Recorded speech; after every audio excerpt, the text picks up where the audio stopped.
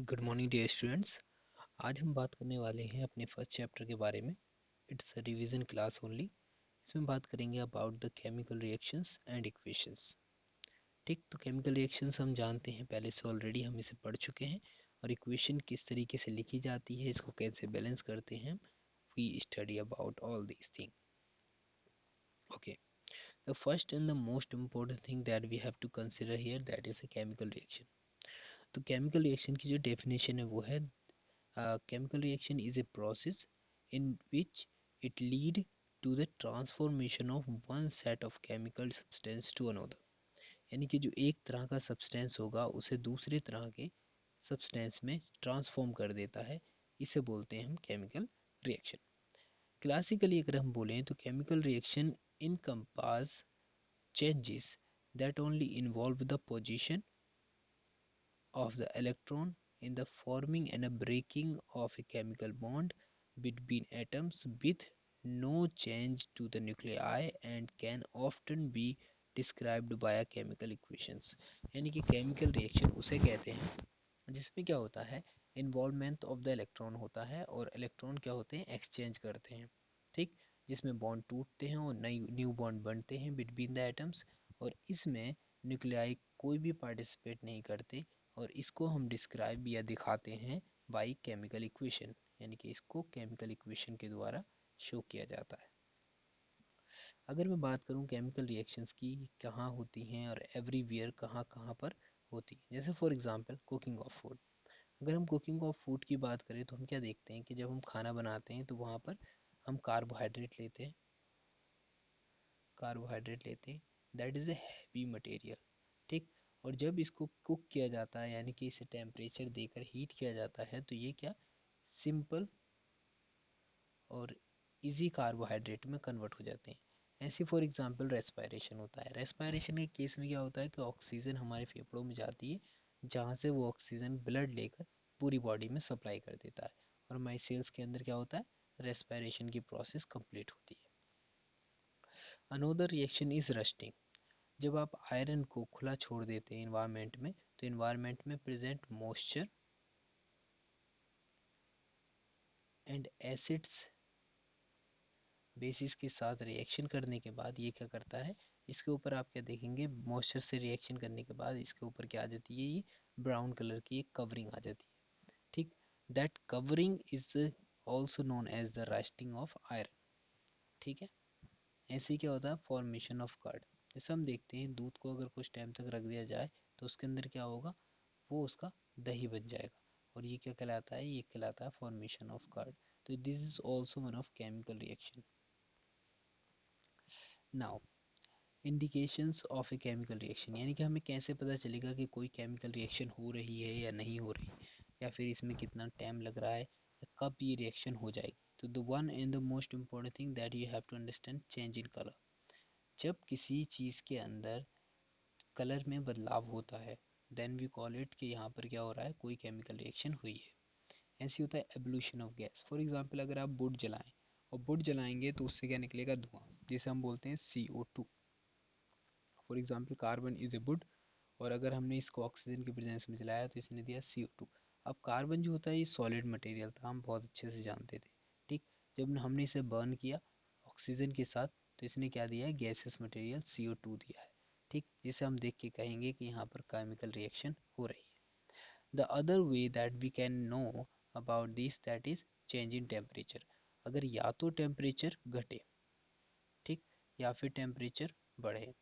तो अगर किसी रिएक्शन के अंदर टेम्परेचर घटता है तो उसे बोलते हैं exothermic reaction, not at all, इसको बोलते हैं एंडोथर्मिक रिएक्शन। Thermic reaction. और अगर किसी रिएक्शन में टेम्परेचर बढ़ता है तो उसको बोलते हैं एक्सोथर्मिक रिएक्शन। ठीक, तो जिस टेम्परेचर जिस रिएक्शन में घटता है वहाँ पर क्या करते हैं, हम लोगों को टेम्परेचर अपने पास से प्रोवाइड करना होता है। अगली कंडीशन आती है formation of precipitate. Precipitate is a kind of salt, it's a kind of salt that is insoluble in solution. क्या होता है, यानी कि अगर हम इन दोनों को आपस में मिक्स कर देते हैं तो हम क्या देखेंगे उसके अंदर क्या बनेगा, उस सोल्यूशन के अंदर एक सॉलिड मटेरियल बन के आएगा, जिस सॉलिड मटेरियल को हम क्या बोलेंगे, प्रेसिपिटेट बोलेंगे। Now we talk about the chemical equation. In case of the chemical equation हम क्या करते हैं, एलिमेंट्स को रिप्रेजेंट करते हैं by symbolic representation in a chemical reaction of a chemical reaction in the form of symbols and formula, यानी कि इसे रिप्रेजेंट करेंगे हम सिंबल से और फार्मूला से। फॉर एग्जांपल अगर मैग्नीशियम को हम जलाते हैं ऑक्सीजन की प्रेजेंस में तो हमारे पास क्या मिलता है, मैग्नीशियम ऑक्साइड मिलता है। The substance that undergo chemical change in the reaction magnesium and oxygen are called reactant, यानी कि इस किसी भी केमिकल रिएक्शंस में जो सब्सटेंस अंडरगोज यानी कि रिएक्शन करते हैं आपस में, उन्हें बोलते हैं हम रिएक्टेंट। तो यहाँ पर ये दोनों जो होंगे वो कहलाएंगे reactant because they are participating in reaction. इसी तरीके से जो न्यू सब्सटेंस फॉर्म होगा, जैसे यहाँ पर फॉर्म हुआ है magnesium oxide, this is called product, इसको हम बोलते हैं प्रोडक्ट। ठीक है, इसको बोलते हैं प्रोडक्ट। तो एक बात याद रखना कि किसी भी केमिकल रिएक्शंस को अगर हम बाय वर्ड लिखते हैं, यानी कि जैसे हमने पीछे लिखा है मैग्नीशियम और ऑक्सीजन को लिखा गया है magnesium oxygen, this type of equations are called the word equation, these are known as word equation. और इनके बीच में जैसे यहाँ पे इक्वल टू का निशान लगाया, यहाँ पर लगाते हैं हम एरो का निशान। The arrow point wear it shows the direction of the reaction, तो ये हमेशा रिएक्टेंट से प्रोडक्ट की ओर इशारा करता है। जो रिएक्टेंट होते हैं वो मोस्टली लेफ्ट हैंड साइड पर लिखे जाएंगे और जो प्रोडक्ट होगा वो most of the time right hand side पर लिखा जाता है। Arrow head pointed toward the product show the direction of the reactant direction of the reactions. Now we talk about the Skeleton equations कि Skeleton equations कैसी होती हैं। तो ये Skeleton equation वो होती हैं जिसमें reactant और product so formed without balancing each other, यानी कि आप कोई भी एक रिएक्शन लेते हैं जिसमें आप प्रोडक्ट की number of item in product और number of atom in reactant,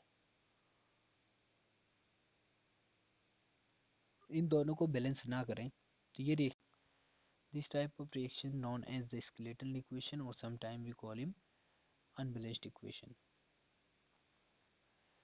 balanced equation की अगर हम बात करते हैं तो we have to keep something in remember और इन माइंड, दैट इज कि हमको इक्वेशन के अंदर दोनों साइडों में नंबर ऑफ एटम्स को क्या करना होगा, बैलेंस करना होगा, because it follow the law of conservation of mass.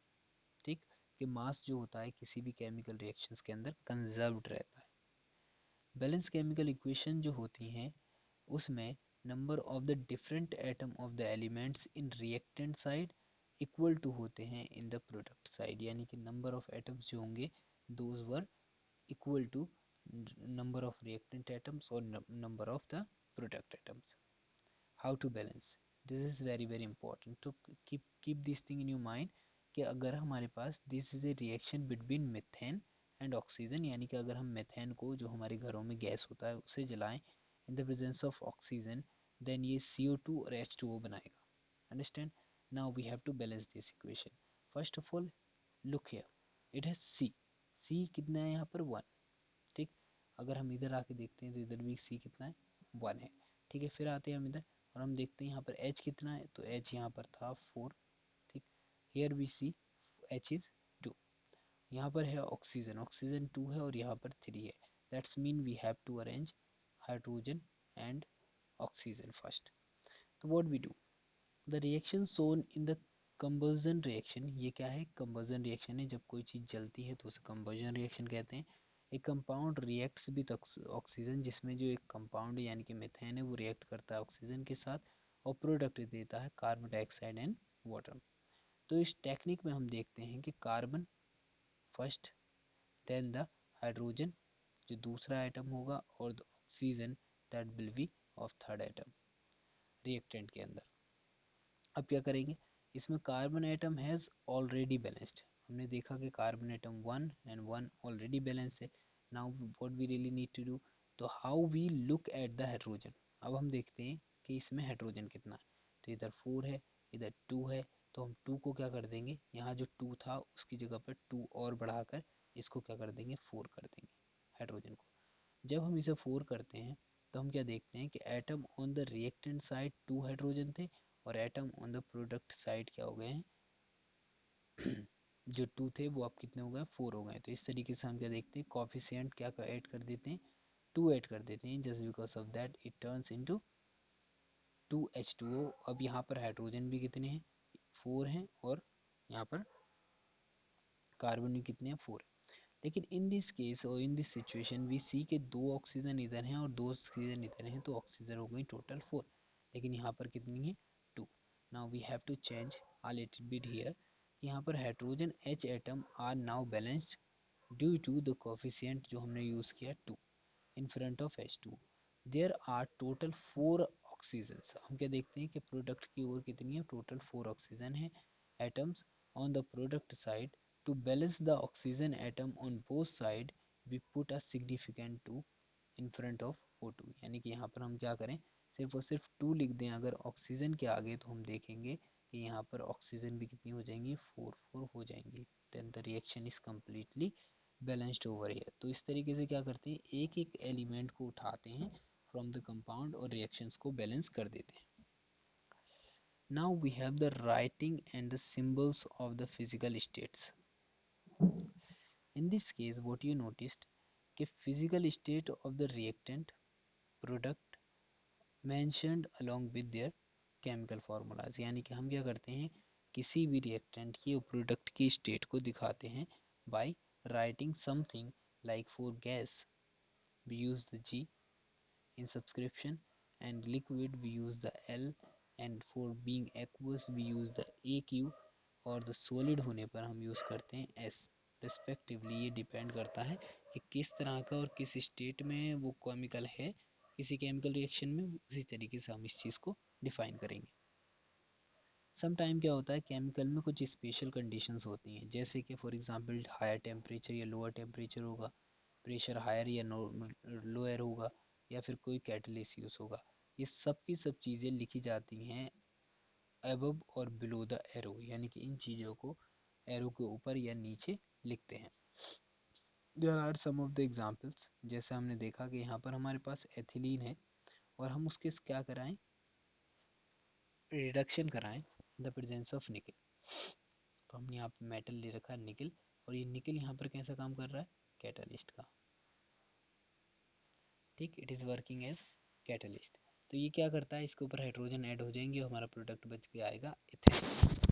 इसी तरीके से हम क्या देखते हैं कि अगर हम नाइट्रोजन गैस लेते हैं और उसको ऑक्सीजन के साथ रिएक्ट कराते हैं एट 3000 डिग्री सेंटीग्रेड, तो आप देखेंगे कि आपके पास नाइट्रिक ऑक्साइड बनकर आता है। This called the nitric oxide, NO is called nitric oxide. इसी तरीके से हम कार्बन डाइऑक्साइड लेंगे, उसे वाटर के साथ डिसॉल्व करेंगे और हम क्या देखते हैं यहाँ पर कि क्लोरोफिल जो प्लांट की पत्तियों में पाई जाती है वो सनलाइट की प्रेजेंस में ग्लूकोज बना लेती है और साथ में ऑक्सीजन रिलीज करती है, ठीक। तो this is also one of example of catalytic reactions और in the presence of some special condition. अगर हमारे पास अमोनियम नाइट्रेट है और अगर हम इसे गर्म करते हैं 170 डिग्री टू 240 डिग्री सेंटीग्रेड, तो हमारे पास दो प्रोडक्ट आते हैं। वन होता है नाइट्रस ऑक्साइड जिसे रिप्रेजेंट करते हैं N2O से, और एक आता है water. Understand, this is a very interesting reactions that you really need to understand. Now we are going to talk about the types of the chemical reaction। Generally क्या होता है, हमें देखना है कि कितनी टाइप की केमिकल रिएक्शंस होती हैं।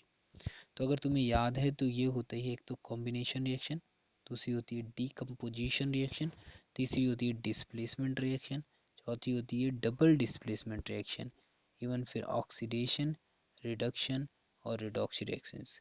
These were the reactions that you really need to understand before going through। यहाँ पर क्या है, अगर हम कॉम्बिनेशन रिएक्शंस की बात करते हैं तो कॉम्बिनेशन रिएक्शन में क्या होता है, टू और मोर सब्सटेंसेस कंबाइन करते हैं और ये सिर्फ और सिर्फ सिंगल प्रोडक्ट देते हैं। यानी कि अगर ये सिंगल टाइप ऑफ प्रोडक्ट दें तो इस तरह की रिएक्शंस को हम बोलते हैं कॉम्बिनेशन रिएक्शंस। जैसे फॉर एग्जांपल अगर हम कार्बन यानी कि वुड को लें और उसे ऑक्सीजन की प्रेजेंस में जलाएं तो हमारे पास प्रोडक्ट आएगा carbon dioxide, carbon dioxide. This is a one type of single type of the product. Just because of that it is called the combination reaction. Likewise, अगर हम क्या करते हैं, ये हमारे पास हाइड्रोजन है और हाइड्रोजन को हम ऑक्सीजन के साथ बर्न करते हैं तो हम देख हमारे पास क्या आता है, वाटर आता है। और this is a type of combination reaction because हमारे पास सिंगल टाइप ऑफ प्रोडक्ट मिल रहा है। Because of that this is called combination reaction. We study about them in combination reaction. अब बात करते हैं decomposition reaction. Actually the decomposition reactions are opposite of the combination reaction. जिस तरीके से दो टू और मोर सब्सटेंसेस आपस में एक दूसरे से जॉइन या कंबाइन होने के बाद सिंगल प्रोडक्ट देते हैं, ऐसे क्या होता है डीकम्पोजिशन रिएक्शंस में सिंगल प्रोडक्ट जो होगा, सिंगल जो रिएक्टेंट होगा वो ब्रेक डाउन होने के बाद मोर देन टू और मोर देन टू प्रोडक्ट देगा। ठीक, तो this type of reactions are known as decomposition reaction. तो हियर कीप द थिंग कि एक सिंगल कंपाउंड जो होता है वो ब्रेक डाउन कर जाता है और वो प्रोडक्ट देता है मोर देन टू टाइप, यानी कि इनका जो सब्सटेंसेस होंगे वो सिमिलर ना होकर मोर देन टू टाइप्स होंगे। तो this type of reactions are known as decomposition reaction. Decomposition reaction takes place when energy is supplied, यानी कि इन reactions को कराने के लिए हमें एनर्जी की सप्लाई देनी पड़ती है। बिकॉज लाइक ये हीट एनर्जी हो सकती है, इलेक्ट्रिक एनर्जी हो सकती है या फिर लाइट एनर्जी हो सकती है। अलग लाइट एनर्जी है तो इसको बोलते हैं फोटो डिकम्पोजिशन, और अगर इलेक्ट्रिक एनर्जी है तो इसको बोलते हैं इलेक्ट्रो डिकम्पोजिशन, और अगर थर्मल एनर्जी यानी कि हीट है तो इसे बोलते हैं थर्मल डिकम्पोजिशन, इसे बोलते हैं thermal decomposition. Now we talk about the electro decomposition के बारे में हम यहाँ पे पढ़ेंगे। ठीक, इसके अंदर हमको पढ़ना है इलेक्ट्रोलाइसिस। इलेक्ट्रोलाइसिस की प्रोसेस में क्या करते हैं, एक वेसल लेंगे और वेसल के अंदर क्या करेंगे, दो इलेक्ट्रोड लगा देंगे। ठीक, जिसे एक बैटरी से ज्वाइन कर देंगे और बैटरी का जिससे पॉजिटिव सिरा जुड़ा होगा वो कहलाएगा हमारा एनोड, जिससे निगेटिव सिरा जुड़ा होगा उसे बोलेंगे कैथोड। ठीक है, तो when substance is decomposes by passing electric current the process is called electrolysis. यानी कि जब आप किसी भी सब्सटेंस के ऊपर से इलेक्ट्रिसिटी, किसी भी सब्सटेंस के सोल्यूशन में या फिर उसके मोल्टन स्टेट में इलेक्ट्रिसिटी पास कराते हैं तो उस कंडीशन को बोलते हैं, और वो उस कंडीशन में ब्रेक डाउन भी कर जाए तो वो कहलाता है इलेक्ट्रोलाइसिस। जैसे H2O को अगर H2O के लिक्विड में अगर हम इलेक्ट्रिसिटी सप्लाई करें तो ये हाइड्रोजन गैस देता है और ऑक्सीजन गैस रिलीज करता है।